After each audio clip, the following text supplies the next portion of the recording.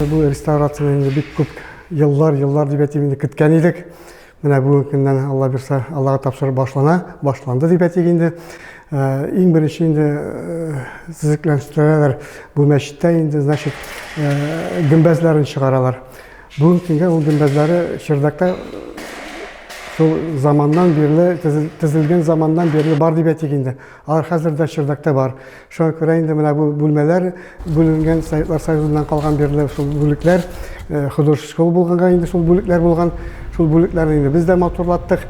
Шул бүлекләрне инде хәзер менә бүлмәләрне ваталар.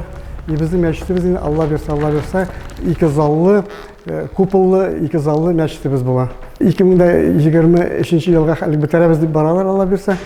Шул инде перваздан искә кайта инде безнең мәчетебез менә ничек төзелгән булган. 1801 елда төзелгән мәчетебез. Менә шул кыяфәткә кайтырга тиеш. Алла бирсә мәчетебез.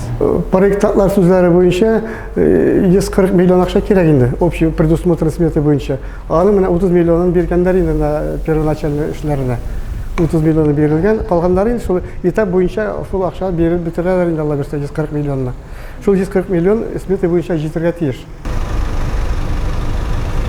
Насип булгандыр менә хәзерге вакытка. Хотя Равил абый инде мәрхүм хатлар яза башлаганнар иде. Равил абый үлгәнгә инде һәр 8 ел мин күпме яздым инде, аны бер йөзләп хатлары бардыр инде, кая гына язмадык, нинди генә инстанцияларга язмаган идек инде. Ну насип булгандыр менә хәзер килеп җитте шул вакыт. Шуңа күрә инде монарга да без бик риза, бик рәхмәтләр укыйбыз.